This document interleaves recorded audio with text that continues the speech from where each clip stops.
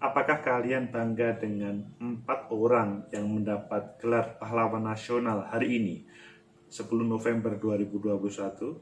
Atau bahkan kalian iri, apalagi ada 300 orang tenaga medis yang mendapatkan penghargaan dari Pak Presiden juga? Menurut saya, pahlawan nasional itu tidak hanya mereka, tetapi pahlawan nasional yang sebenarnya adalah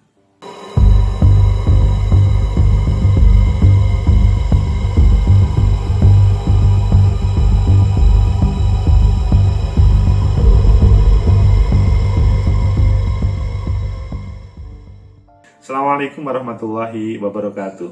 Selamat sore, salam sejahtera untuk kita semuanya. Merdeka, itulah kata yang paling tepat ketika ada perayaan Hari Pahlawan.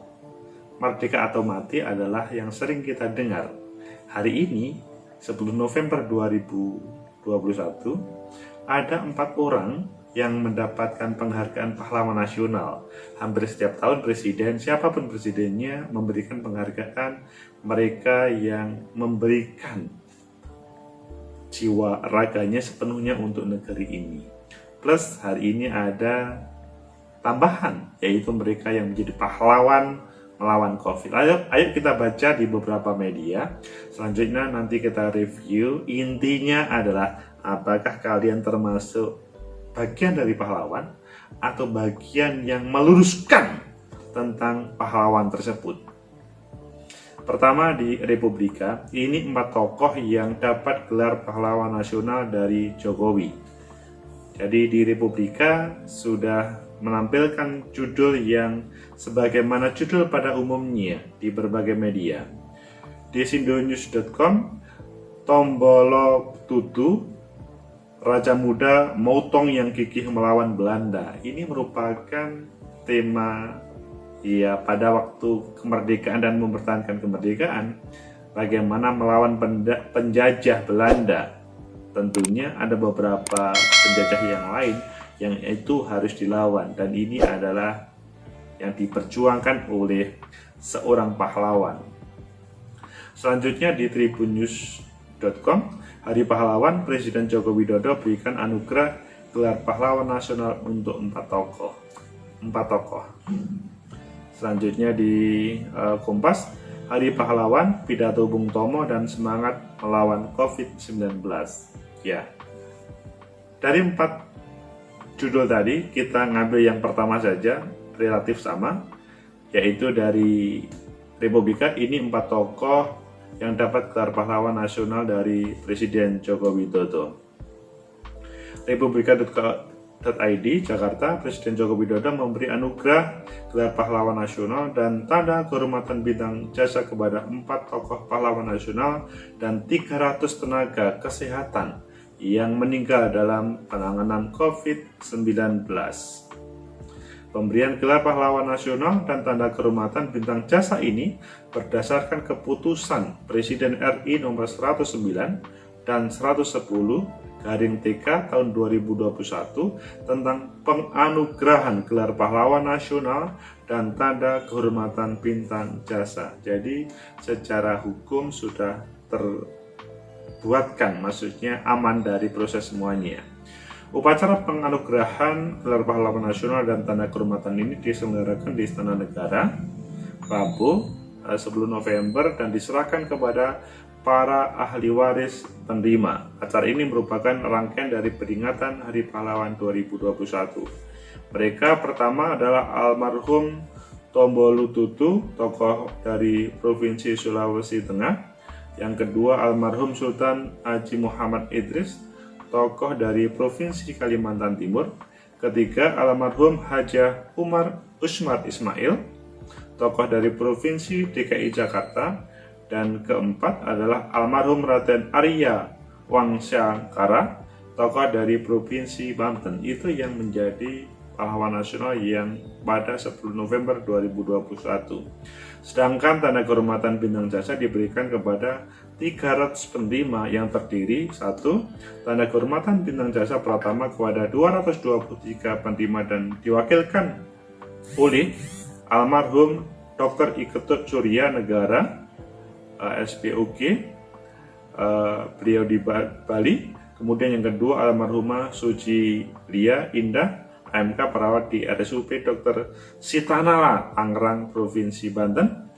Kemudian yang kedua, tanda kehormatan bintang jasa Nararia kepada 77 penerima dan diwakilkan oleh almarhumah Leona Lasia Caroline, bidan di Puskesmas Kecamatan Pesanggerahan, Provinsi DKI Jakarta. Pecinta masa depan negeri, bagaimana tentang pengumuman ini?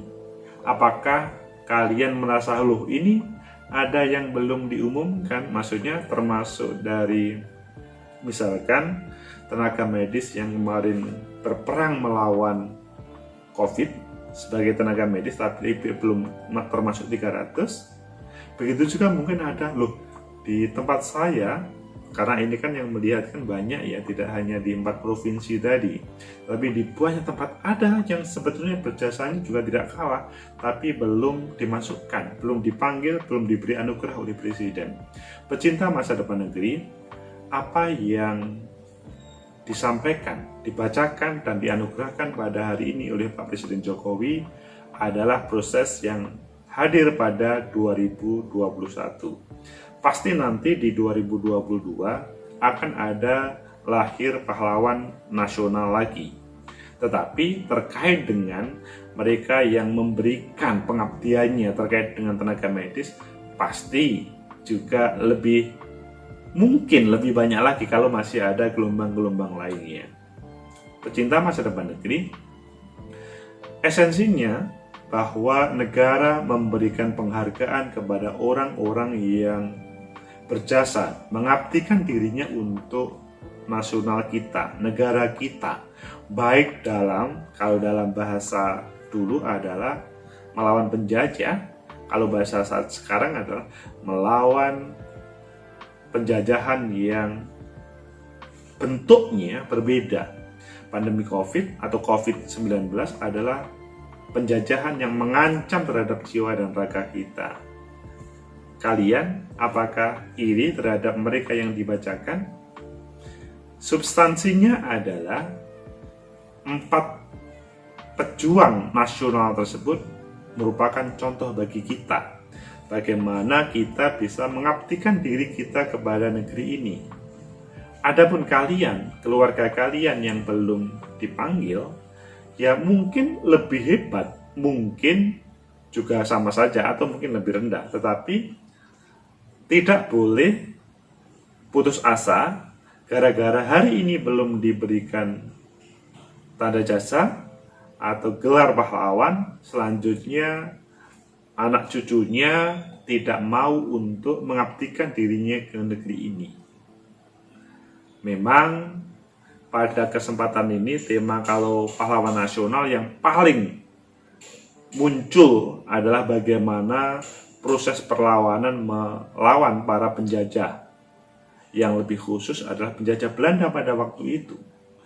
Banyak anak negeri, orang-orang hebat di daerah bersikeras bagaimana melawan penjajah. Karena yang terjadi, penjajah waktu itu melakukan divide and impera, memecah belah supaya tidak bisa bersatu dan mudah untuk menjajahnya, menguasainya. Yang terjadi adalah bagaimana satu kelompok dengan kelompok lainnya itu diadu. Nah, kalian kalau pada kesempatan ini masih menemukan, itu yang harus dilawan. Meskipun tanpa harus menunggu ada atau berharap terkait dengan nanti supaya mendapat gelar pahlawan nasional. Substansi penjajahan di negeri ini pada kesempatan ini tidak seperti pada waktu zaman kolonial dahulu. Saat ini banyak penjajahan di dunia perekonomian, penjajahan dunia politik, penjajahan dunia pertanian, dan selanjutnya.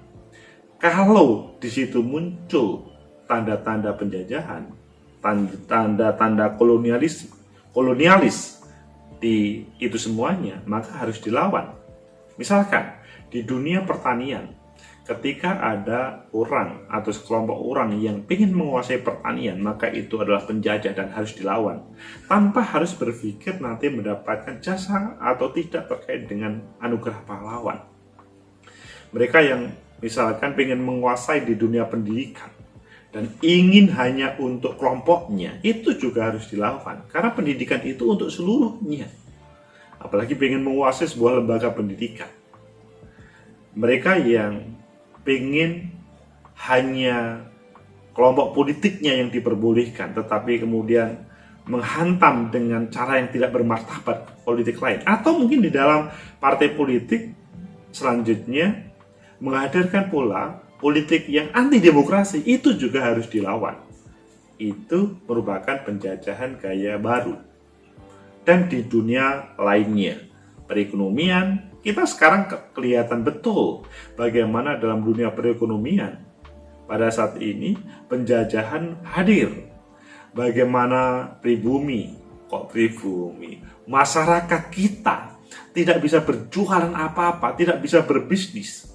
Tema globalisasi adalah salah satu tema yang sepertinya kita memaafkan terhadap itu semuanya. Tetapi kalau dibiarkan, maksudnya pola yang tidak benar dibiarkan dan akan menggerogoti kita semuanya, mematikan semua dunia perekonomian kita, hal itu yang harus dilawan.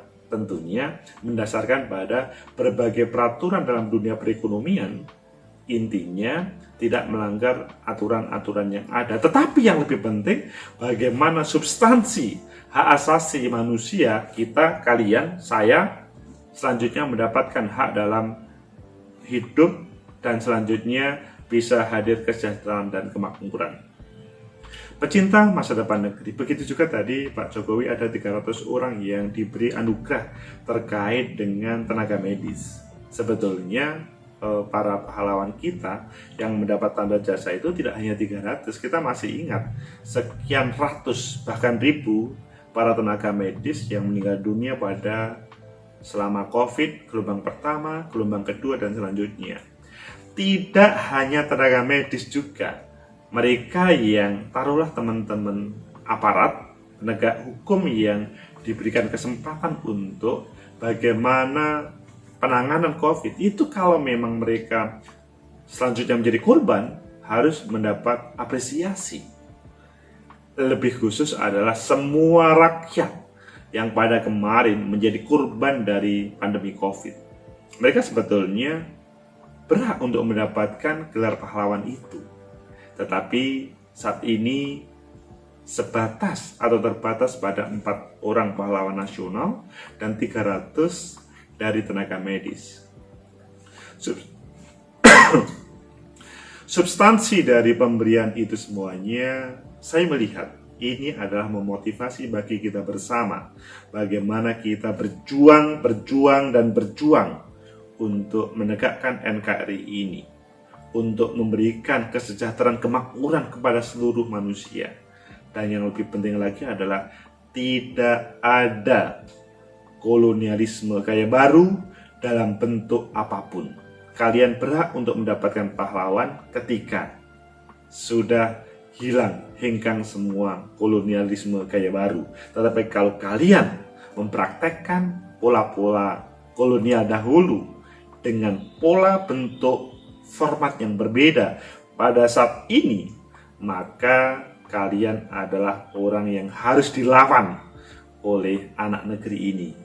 Bagaimanapun, kesejahteraan kemakmuran seharusnya hadir untuk seluruhnya, bukan satu kelompok saja. Itulah pahlawan nasional. Kalian berhak untuk mendapatkan apresiasi bagi yang telah berjasa untuk negara kita. Semoga bermanfaat. Like, subscribe, comment, and share. Sampai jumpa.